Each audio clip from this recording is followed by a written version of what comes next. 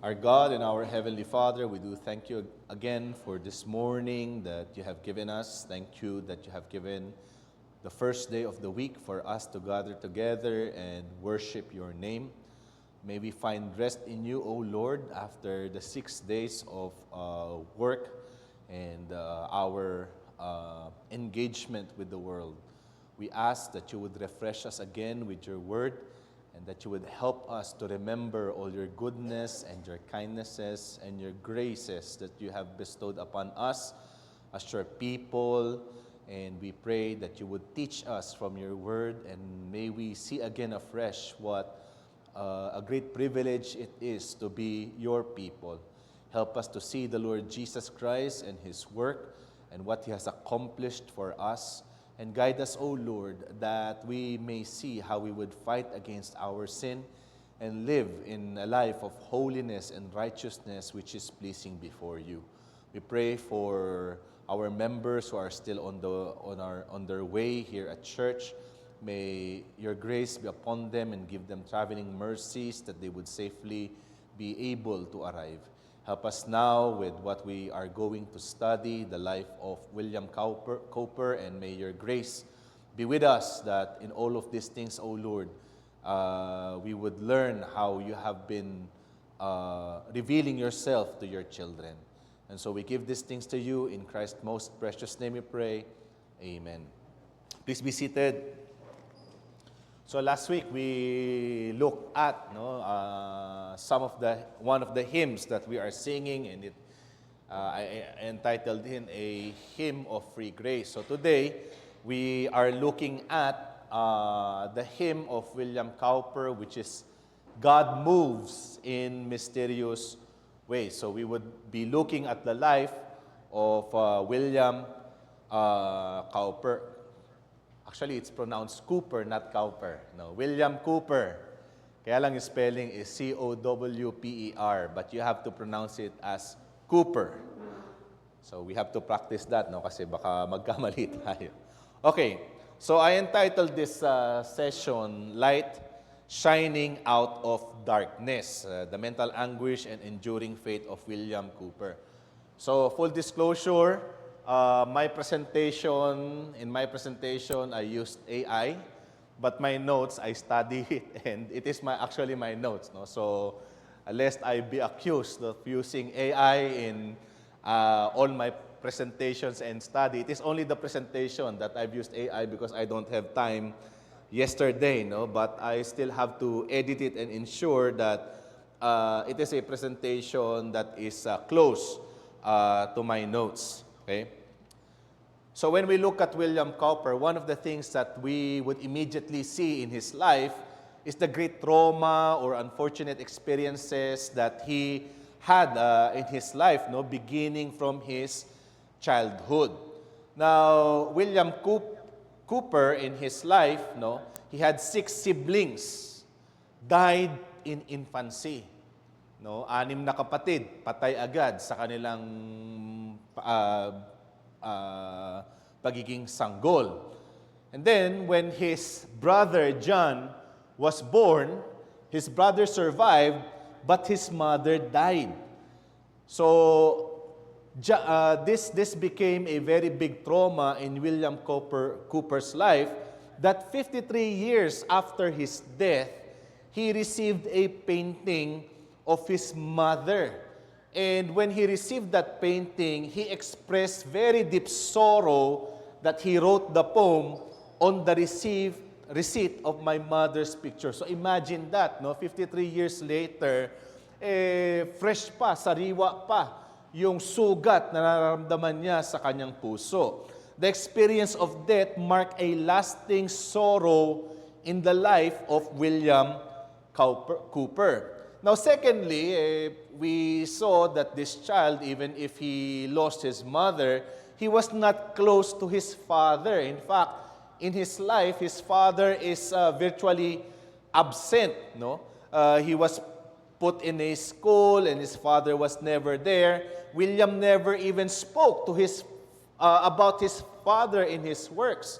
So he spoke about his mother, he spoke about other people, but he never has written anything or talked about anything about his father. So we see here yung pangungulila ni Cooper sa kanyang father. And then when he was older, he's actually engaged to his cousin, no, si Theodora. So they have this relationship for 7 years, no, 7 taon na sila ay engaged.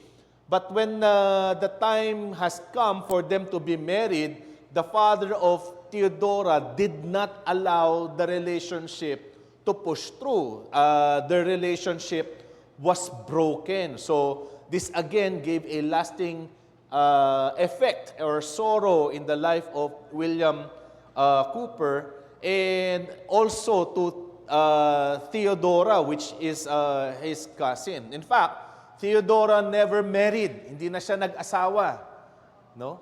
And what she did is that even in that state that she is not seeing William anymore, she is actually supporting him secretly, no, by giving him funds that he could use. So William is not aware of that support that is coming from Theodora.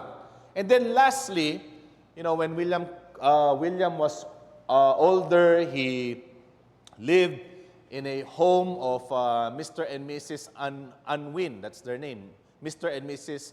Unwin. Mr. Unwin died, on the early stages when William was actually living with them. But he developed a very close friendship with Mrs. Unwin, no?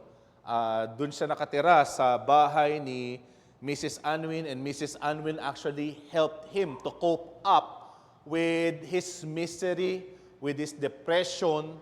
So he lived with her 36 years, no? 36 na taon. And then when Mrs. Unwin died, it gave deep sorrow to William, that eventually he died with deep sorrow in his heart. So here, makikita natin in the life of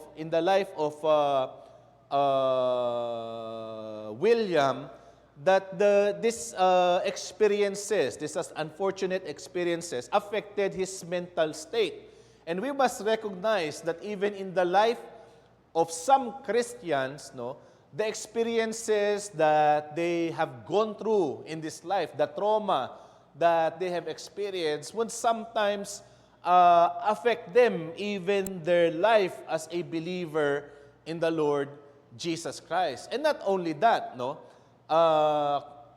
William also experienced 4 major mental breakdown in his life. First, in his early childhood, nung siya ay nakagraduate, when he graduated in his study, and in the prospect that he would be working in the government, it gave him a big stress in his life as to what he is going to do. So you could just imagine our young people who would later on, some of them would be entering college, they would be thinking of what course are they going to take, and some have graduated from the college or the university. They have a big prospect in life, but since he has no guidance in his life as to how he's going to face the world, it gave him a deep stress, a deep trauma, a deep sorrow in his heart, that it actually cost him a mental breakdown. So it was a depressing period in his life. That is in 1752. And then in 1763, his father forced him to have a job in the House of Lords. But you see, in those days, alam mo, di ba, pag you are appointed as a government official, at least here in the Philippines, you would face the Senate for an inquiry, and the Senate will approve your appointment. So it is something like that. He has to face the House of the Lords, and he would be given an oral examination for him to be appointed in that job.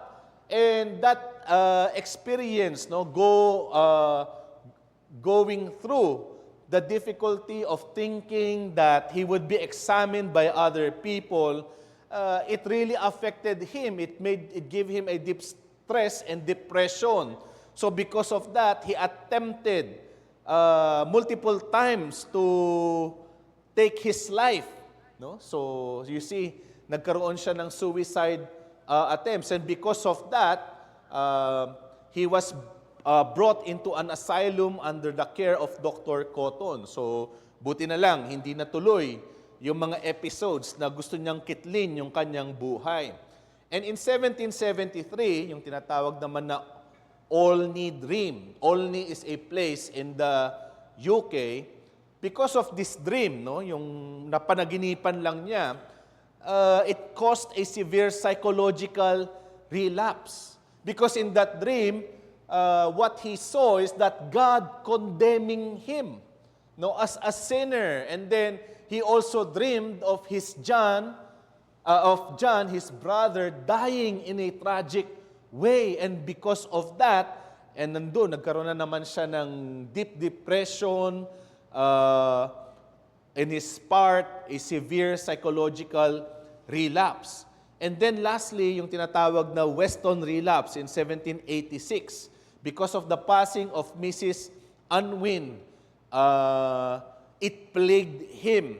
And because of this unyielding darkness, later on, he was not able to recover and he died in 1800. So you see how in the life of William, he has this multiple episodes of great and deep depression.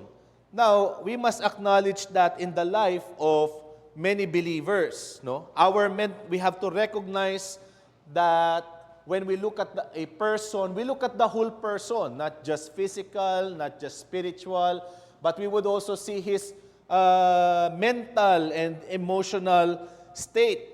Cowper's life was marked by crushing losses, clinical breakdowns, and it cannot be separated from his own faith.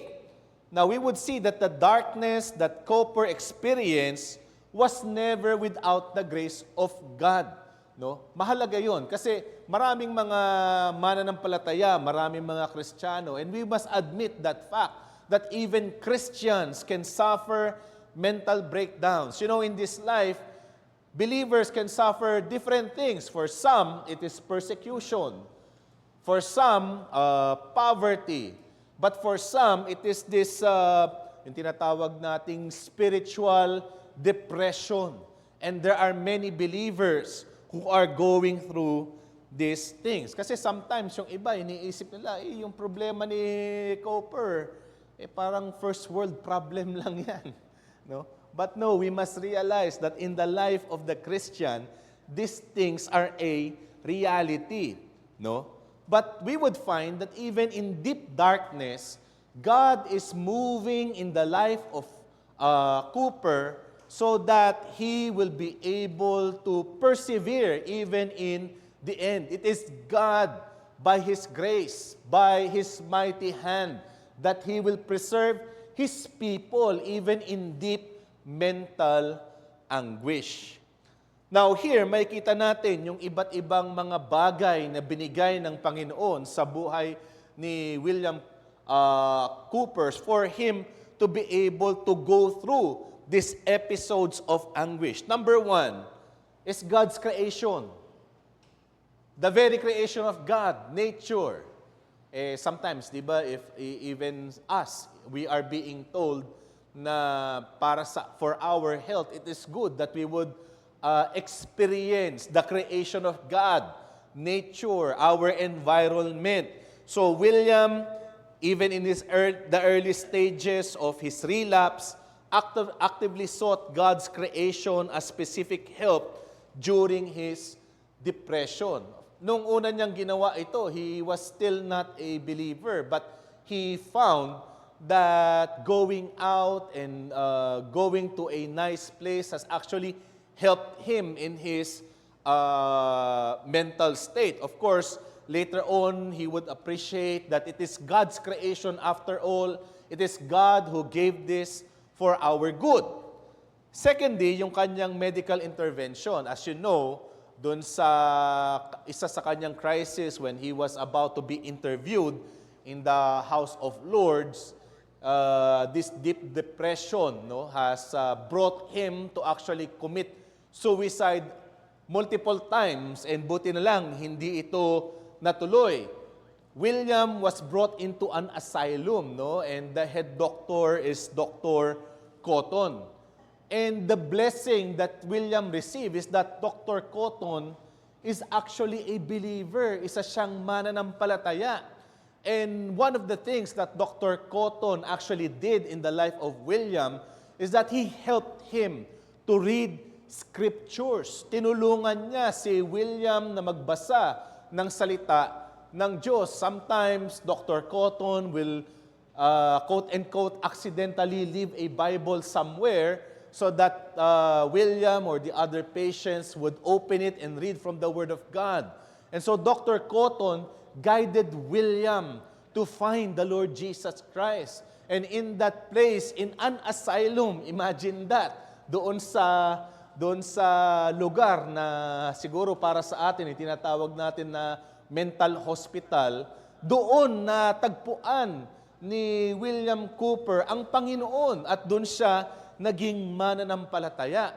So this is a grace that God has brought to the life of William. And next is his relationship to Mrs. Unwin. She was a caring friend who lived with him and looked after his welfare for 36 years.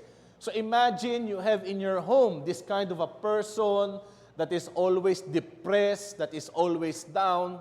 Di ba minsan ang hirap kasama nung tao na yun na negativity yung makikita mo o makukuha mo sa kanyang sinasabi, sa kanyang puso. And when this person is having a breakdown, mahirap pakisamahan yung isang tao na yun. But God, by His grace, brought Mrs. Unwin in his life. In fact, there was an episode that dapat papakasalan ni Cooper itong si Mrs. Unwin pero hindi natuloy. And they were separated for some time, but then eventually they were able to reconcile, and he lived again with Mrs. Unwin. So imagine for 36 years, this was a lady who looked after his welfare. And then, yung isa pa, yung kanyang relationship with John Newton. I hope you know who John Newton is. He is the author of what hymn?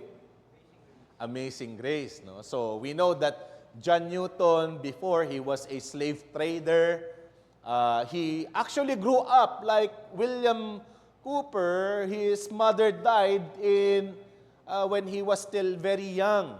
But the difference is, John Newton, he grew up with his father. Kaya lang, yung time na yon, his father was already a slave trader. So because he is with his father, eventually he also became a slave trader. But later on, when he became a believer, tinanggihan na niya yung trabaho na yun, and he became a pastor there in a church in Olney. And that is where he actually met William Cooper. So Newton became William's pastor. And magkaiba yung ugali nitong dalawa. Si William, he is prone to depression, but John Newton is known to be a happy pastor. So imagine nyo paano magkakasundo itong dalawang ito. But in fact, John supported William in his spiritual journey. So much so that later on, the two of them did a project which is called the Olney Hymns. There in the Olney Hymns, that is where John and William wrote many hymns, and they developed it into one hymn book which is sung by the church in Olney. So siguro doon natin unang makikita yung sinulat ni John Newton na Amazing Grace. And not only that, because of the influence of John Newton, actually, itong si William Cooper, he wrote a lot of poetry about slavery, and he condemned slavery in his writings, no? So much so that William Cooper was the favorite writer of William Wilberforce. Do you know who William Wilberforce is? Siya yung lumaban, no, para matanggal yung slavery, the trade of slavery doon sa Great Britain. And in fact, even Benjamin Franklin likes his poetry and his writings. And then later on, Martin Luther King Jr. actually quotes a lot of William Cooper's poetry. So it was John Newton who actually encouraged William Cooper to write many of the hymns that is there in that Olney hymn book. No? So nakita natin kung papaano na-develop yung kanilang friendship. And then later on, itong si John Newton, he actually moved from Olney to London. So nahiwalay si John Newton kay William Cooper. But even then, John always writes William, and sometimes he visits William. So you see how a faithful friend John was to William Cooper. Now imagine kung meron kang ganitong klase na mananampalataya who is always depressed. If you are the pastor of that kind of a person, ang hirap, di ba? Ang hirap. How would you encourage that kind of a person? No, na parating depressed, parating down. But one of the things that we can see in the life of William Cooper is his poetry or the hymns that he writes. Cooper's hymns, born directly from his psychological torment, showcase a unique, deep, enduring hope for God in the midst of suffering. The darkness that Cooper experienced was never without the grace of God. Now, how do you think Cooper will be able to survive these kinds of depression? Now, you just look at the hymns that Cooper actually wrote. It was very deep in theology, deep in the knowledge and understanding of God. And it tells us that even in deep suffering, yung pinanghahawakan, what Cooper holds are actually the teachings of the Word of God, yung salita ng Diyos. And that is where he finds hope, no? Yung kanyang pag-asa sa buhay na ito. Now, we would see some of Cooper's hymn. There is a fountain filled with blood. Commonly, we sing that in our Lord's Supper. But when you think of that hymn, it talks about the atonement and redemption that we have because of the Lord Jesus Christ. And it gives us a graphic picture of the power of Christ's sacrifice. There is a fountain filled with blood drawn from Emmanuel's veins. And sinners plunge beneath that flood, lose all their guilty stains. Nakita ninyo kung gaano kalalim, how deep his thoughts are with the atonement sacrifice of Christ. Yung "Oh, for a closer walk with God," it is a tender, personal cry based on Enoch's walk with God.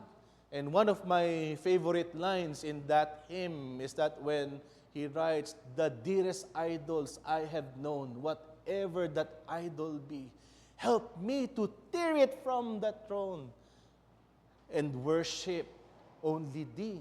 So you see, I think even our mental depression can be our idol.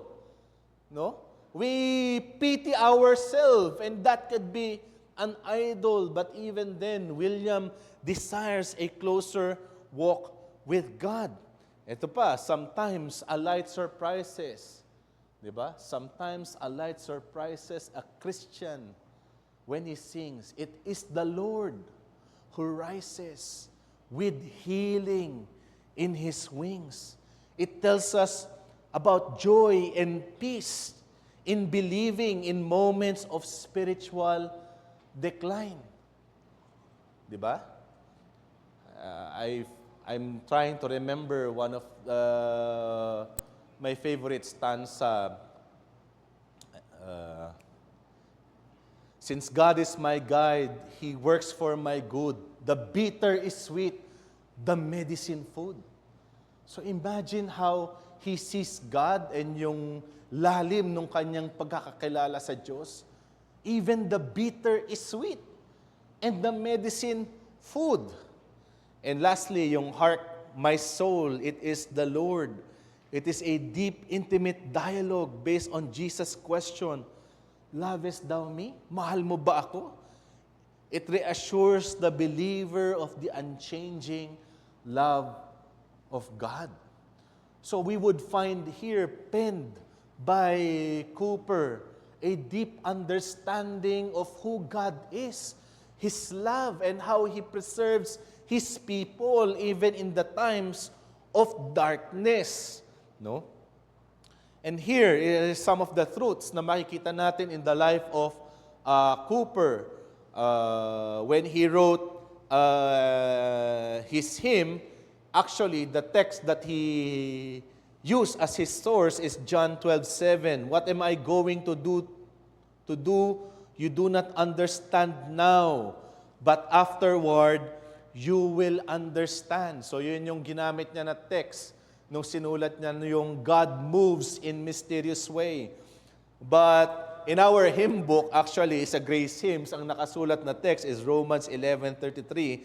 Oh, the depths of the riches and wisdom and the knowledge of God. How unsearchable are His judgments and how inscrutable His ways. So God moves in a mysterious way, demonstrate that the profound hope in God is possible and even magnified from inside the experience of suffering. So when a Christian suffers, whatever that suffering may be, that may be physical, mental, emotional, and even spiritual, we have to remember that there is only one hope. And that one hope is God, even though we do not understand why we are suffering now. But then, sabi nga ni Cooper, God is His own interpreter and He will make it plain. We might not understand it now, but later on, because of that, we would see the glory of God. So here, makita natin, what are the truths that we can find in this hymn na God moves in a mysterious way? It is acknowledging that God's works are actually marvelous. It is beyond our understanding. It tells us the limit of what we can know and what we can do or what we can understand about God. Yes, we have the truths of God, but not everything is revealed to us. We do not know what God will do in the immediate future, but we know that God in the end will give us victory to all believers, whatever their situation is. And here also, William could say, dun sa line na He treasures up His bright design.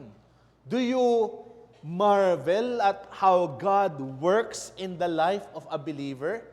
You see, looking at the hindsight, di ba? Ibig sabihin, when we read the life of Christians in the past, we would find how they suffered, the deep sorrow that they have experienced in their life. But even then, it is the design of God. And God is glorified even in the sufferings of Christians today. Now, you could just simply imagine kung yan ay mangyari sa atin. Now, I would remember when I was in the UK, I attended yung Grace Baptist Missions. I forgot the name of the one who spoke. He is one of the tutors that we have in GMA. And he had this mission or Bible school that he does in mainland China. And he talked about this old pastor who was put into prison. No? Nilagay siya sa isang kulungan, and then the warden of that prison told him, if your God is so powerful, why is it that He allowed you to be in this prison? So, kumbaga, hinahamon yung kanyang pananampalataya. And that pastor was quiet for a while. And eventually, he spoke after he prayed. And he said, if my God so wills, I can go out from here, and you can do nothing about it. So he is a man that even in the midst of that immediate suffering, he trusted in God. And true enough, napawalan siya doon sa prison na yun, and the warden was not able to do anything about it. So we see here the greatness of God, that He controls the things that happen in our life, and that is what we call providence. The providential care of God. We also see courage in despair. It is God who commands even in the times of gloom and darkness. Huwag nating isipin that when we are in the time when we are suffering, God is absent. He is nowhere to be found. You could not feel His presence. You could not see His grace. But even there, God is. Nandun ang Panginoon at hindi siya mawawala. Cooper could also write, judge not the Lord by feeble sense, but trust Him for His grace. Meaning we must look beyond ourselves. Even our own understanding is not reliable in knowing how God works. Sometimes we think of ourselves because of the great learning that we have today. We have the internet, we could ask AI, na para bang masasagot natin ang lahat ng bagay. But even that is limited in terms of the works of God. No one in this world can explain the work of God, but only God Himself. It is only God who can explain to us what He is doing. And so what should we do? We have to trust in God. Kaya nga sabi dito ni Cooper, His purposes will ripen fast, and behind a frowning providence, He hides a smiling face. What does that mean? As believers, we are encouraged to wait on the Lord. If we have that circumstance that is hostile against us, hindi nawawala yung pagpapala ng Panginoon. It is God who will preserve us until the end. No? Ang Diyos ang siyang magpapanatili sa atin. Kaya nga, the ultimate assurance is eventually, God will reveal everything. God will eventually clarify why we have experienced these great troubles, the distress, the suffering, the depression that many of us experience. Now, let us think that even in our church, there are many people who are suffering. May it be physical, emotional, spiritual, mental. It is all suffering. But God is not absent. God is still giving us His Word. Pinibigay pa rin niya sa atin yung Kanyang salita.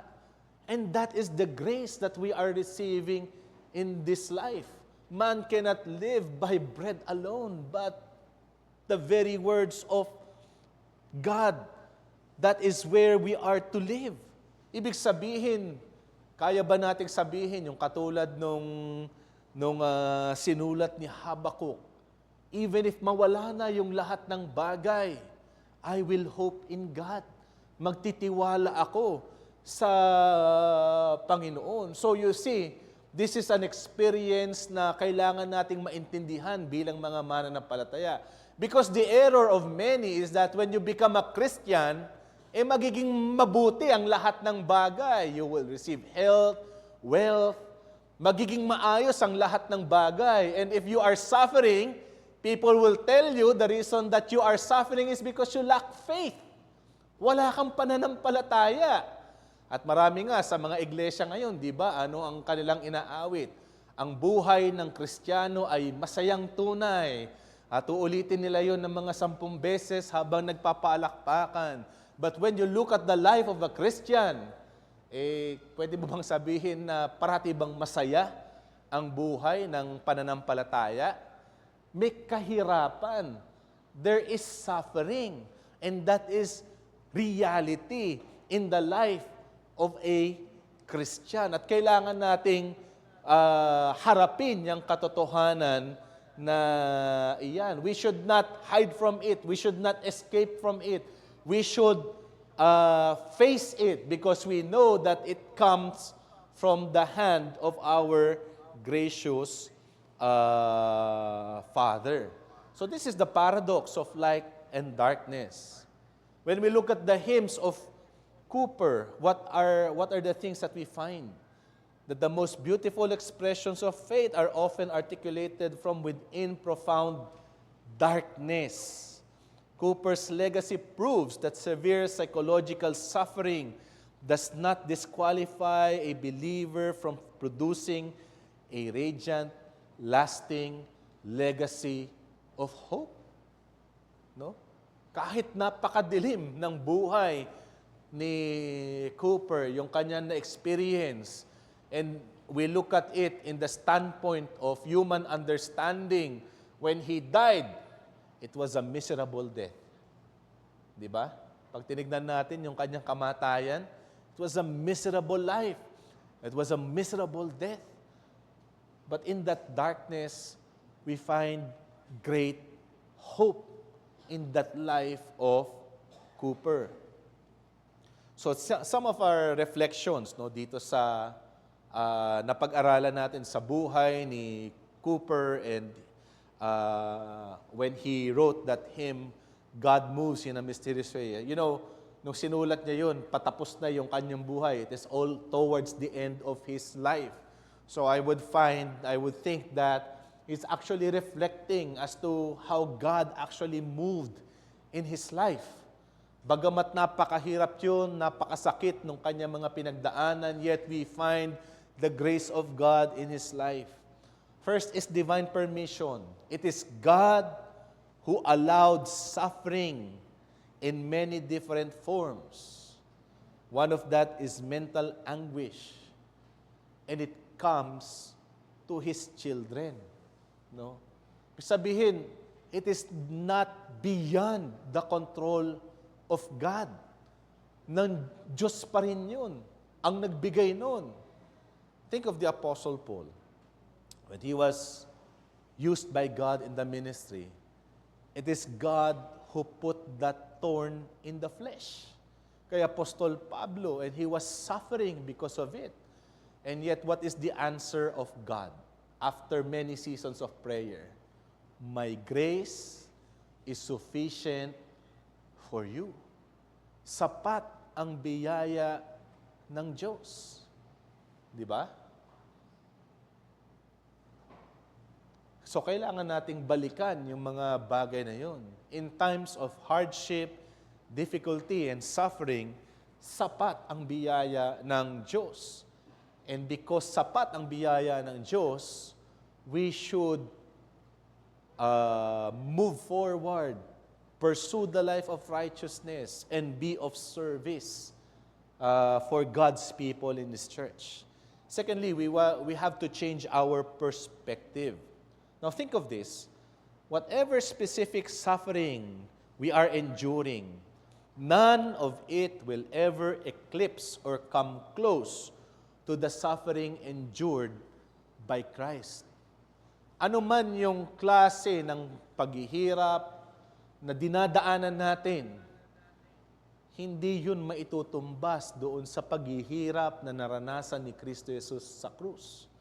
Because none of us yet experienced the wrath of God.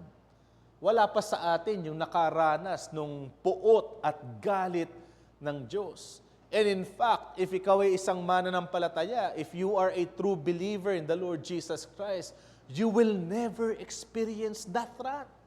Hindi mo mararanasan yung puot na yon kasi naranasan na yun ng ating Panginoong Kristo Jesus. So all these things that we are experiencing is nothing compared to what the Lord Jesus Christ has actually suffered.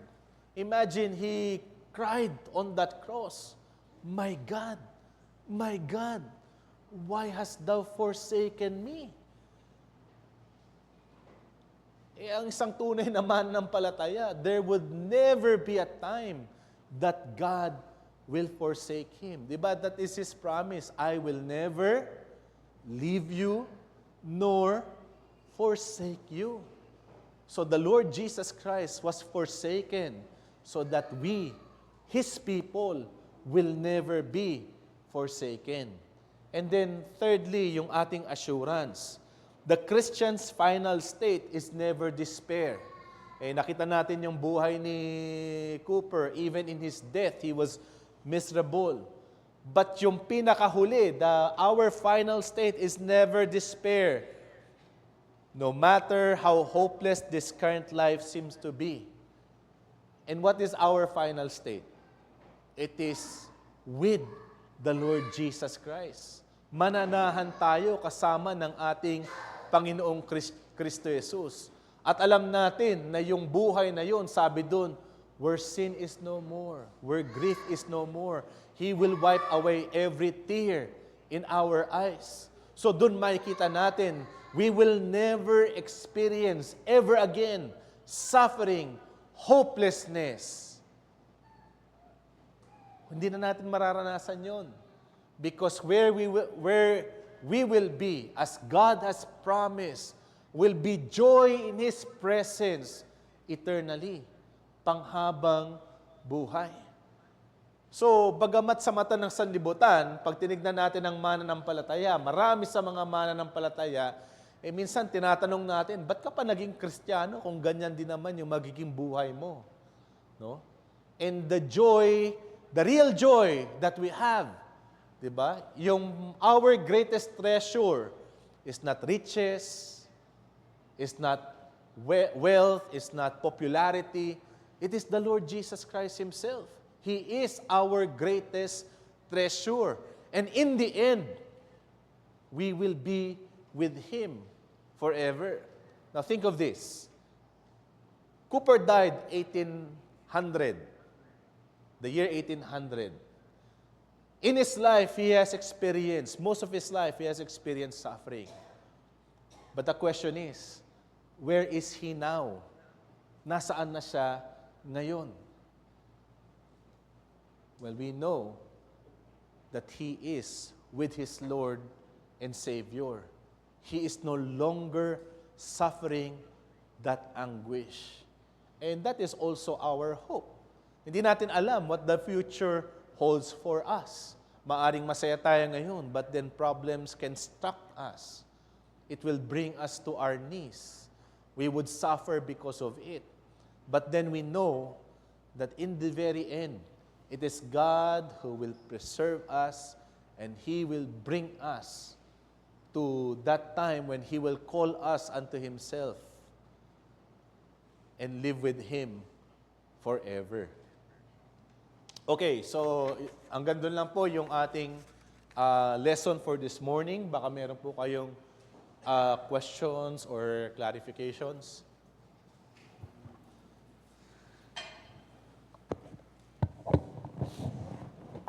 Si Kosan.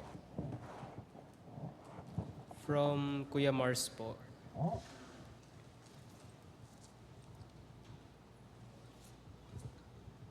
Sa buhay po ni William Cooper, kahit dumadaan siya sa matinding spiritual darkness, I believe hindi niya tuluyang tinalikuran ang mga means of grace like regular Bible study.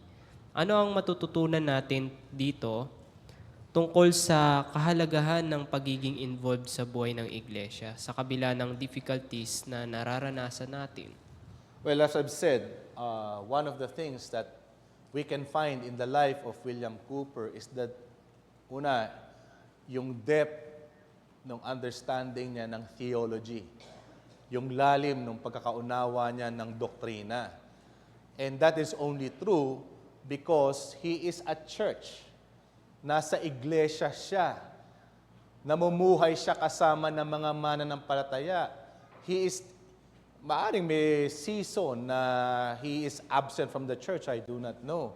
But then, he involves himself in the means of God's grace.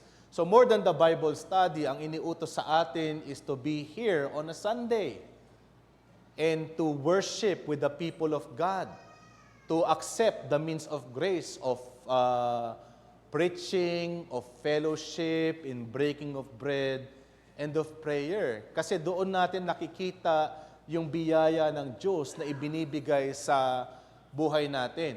You know, Pastor Noel always tells us in his lectures in GMA, kapag kayo ay nandun na in your deathbed, ang inyong maaalala ay hindi naman sana nagkaroon pa ako ng Ferrari o naging mayaman pa ako o nakapag-asawa pa ako ng maganda.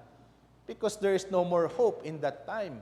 At ang inyong maaalala, what you would be strengthened with is your understanding of who God is, kung sino ang Diyos. And that would only happen if we regularly attend to the means of grace that are given to us in the church, but also, of course, also in our personal life and our personal devotions. Meron pa pong questions?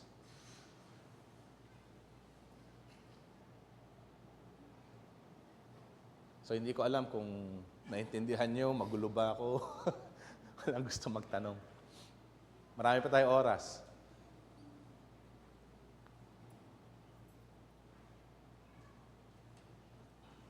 Kuya Wancho.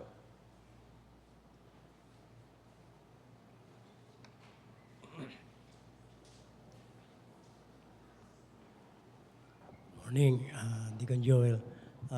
Para sa atin, malinaw din yung pagkakabigkas mo lahat yung sufferings ng isang naging naliwanagan sa pananampalataya at lalo naging matibay. So, ang question ko, hindi lang siguro naman yung mga ganong klaseng may sakit, may sufferings na nakakaranas. Paano naman yung hindi nakakaranas ng sufferings? Paano siya lalago kung siya mananampalataya? Kasi individual ang iba-ibang sufferings ang nalalaman na nararanasan natin dito sa sanlibutan. Paano naman yung masaya parati ang buhay niya, hindi siya nakakaranas ng mga... Ano yung masasabi natin para sa kanya kung hindi siya nakakaranas, hindi mananampalataya siya pero hindi siya nakakaranas ng mga matitinding paghihirap. Salamat. Una, parang napaka-imposible na na may mananampalataya na hindi nagsasuffer. Yung mga hindi nga mananampalataya, of course, they are also suffering, no? Pero iba yung suffering ng isang mananampalataya, and that is because of his faith, yung kanyang pananampalataya. And I do not think na merong isang mananampalataya na hindi nagsasuffer. It could come in many different ways. Di ba? Maaring hindi sa kanyang hindi mental, it could be physical, sabi ko nga, it could be mental, physical, emotional, even spiritual. Yung mga suffering na yan. Hindi, siguro may iba, hindi lang natin na-identify o nakikita dahil maaring pag tinignan natin sila, mukhang masaya yung buhay nila. But you do not know in their home and in their closet kung ano yung pinapanalangin nila sa Panginoon. At yun yung kanila talagang mga struggle. So una sa lahat, I think, wag nating iisipin na may mananampalataya na hindi niya na-experience yung suffering. Maaring hindi lang natin alam. No? Pero ang katotohanan, lahat ng mga mananampalataya ay in one way or another, they are suffering, no, sa kanilang buhay. Secondly, alam natin halimbawa sa examples in the scriptures, yung Psalm 72 ata yun, yung Psalm ni Asaph na bilang 73, yun, salamat. So I miss one one chapter. So nung tinignan ni Asaph yung labas, di ba? Yung labas, yung buhay ng mga hindi mananampalataya, parang hindi sila nagsasuffer. And what happened? It brought him suffering. Di ba? Just thinking of the life of the unbelievers, para bang hindi sila nagsasuffer at parating masaya.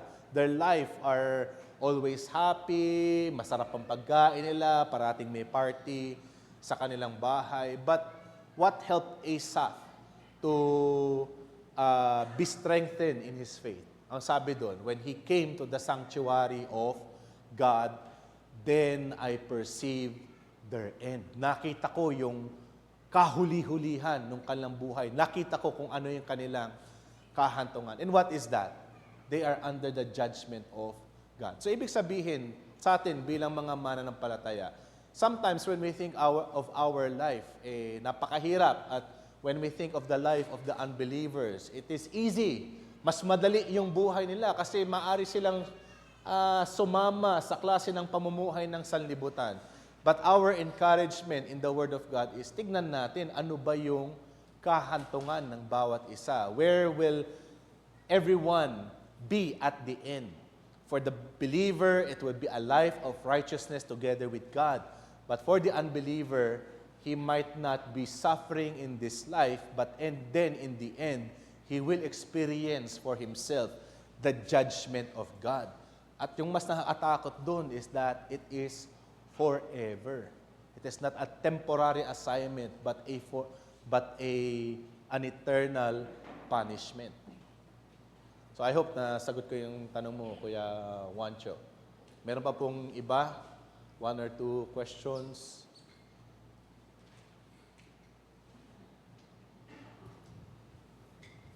Kosan.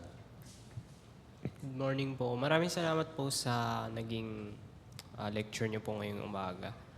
Ang tanong ko po, may mga nagsasabi po kasi or nagkakaroon ng impression na yung mga tao daw na suicidal, na mananampalataya is parang ina-assume nila baka hindi talaga siya mananampalataya. Kasi di ba kung Kristiyano ka, dapat mabuhay ka ng may pag-asa. At ganun, yung mga ganun pong kaisipan. Ano po ba dapat yung mga ano po ba yung tamang perspective pagdating po doon sa mga ganun na cases? Una, we must acknowledge na those believers are also suffering. Meron silang suffering na dinadaanan sa buhay nila. Mental depression, o misery na kanilang pinagdadaanan, di ba? So, we must acknowledge those things. Hindi natin dapat sabihin na, brother, kaya ka ganyan, mahina ang iyong pananampalataya. So, secondly, we must acknowledge that they need help. Kailangan nila ng tulong. Katulad dun sa life of Cooper, sino yung mga tulong na binigay ng Panginoon sa kanya? Dr. Cotton, who helped him to know who the Lord Jesus Christ is, and he became a Christian. Nandun si Mr. and Mrs. Unwin, who helped him in his time of depression. Nandyan yung si John Newton na tumulong sa kanyang pananampalataya. And the help that we should be giving most especially is for them to understand yung salita ng Panginoon. And that, I think, is what exemplifies yung life of William Cooper. Kasi even in the life of this great darkness and mental depression, when you look at his hymns, napakalalim yung pagkakaunawa niya tungkol sa Diyos. So we must acknowledge that even in the depths of our understanding of theology, the reality of sin and our mental difficulties also exists, no, dun sa life ng isang mananampalataya. If that person is suicidal, then the more that we should help that person. So, gano'n natin siya dapat tingnan. Ngayon, siguro isang mahirap na tanong, paano pag yung isang kilala natin na mananampalataya because of his depression, nag-suicide? Hindi natin masasabi agad kung yun ba ay he is not a believer or not. It is God. It's God who knows. No? Thank you po. Okay, sige, Kuya Jonathan. Hindi po siya tanong. Papasalamat po ako dahil merong ganitong Sunday school. It gives more depth dun sa mga kinakanta nating hymns and learning para sa atin. Sa kaninang discussion natin, akmang-akma yung title ng kanta niya, God Moves in a Mysterious Ways. Dahil dun sa kanyang depression, sa kanyang mental illness na tinatawag, still, God moves in mysterious ways. Siya ay na-redeem. Marami siyang na-compose na hymns. So, nag-struck sa akin dito, God is His own interpreter. So, paano tayo lalago sa ating pananampalataya? Di ba meron tayong tinatawag na Scripture interprets Scripture. So, tugma yun. Not unless we surrender ourselves to the authority of the Scripture, hindi natin talaga siya maintindihan. And I believe kung yung mga sinulat na kanta ni William Cooper, no, ay nagmamanifesto sa kanyang soul. Kasi meron din tayo, nag-aaral ako, sabi, music is the language of the soul. So, kahit na doon sa mga hymns na kinakanta natin, we can grow. Kasi merong mga messages yon. So, di ba sinabi nga, fill our minds with heavenly hymns and songs. So, hindi lang tayo sa church dapat kumakanta nun, kundi dapat sa household natin ay naririnig yon paulit-ulit. It teaches us and it helps us to grow sa ating pananampalataya. Maraming salamat po at sana mag-continue po yung ganito. Thank you. Thank you. Okay, so let us close in prayer. Magpasalamat tayo sa Panginoon.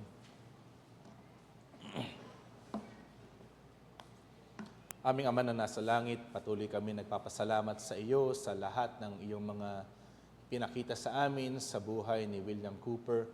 We see for a fact, O Lord, that even in suffering and our experiences, O Lord, our understanding is limited, and there are many times that we question what you are doing, and yet, O Lord, you have been merciful to us, you have been gracious to us, that you preserve us even in these times of anguish, of suffering, of difficulty. And we see that in the life of Cooper and in the life of many other Christians, O Lord. They may suffer in many different ways, and yet, O Lord, it is you who should be glorified and magnified, because we know that in the end, all of these sufferings will end and we will be with you forever. Help us, O Lord, especially for those who are right now suffering in many different ways or forms, that through this, O Lord, they may see that great light that you provide in the deepness of great darkness that they are experiencing. And with that, Lord, may they find their great hope in the Lord Jesus Christ. And so we thank you again for this morning and what we have studied, and we ask these things in the blessed name of our Lord and Savior Jesus Christ, we pray. Amen.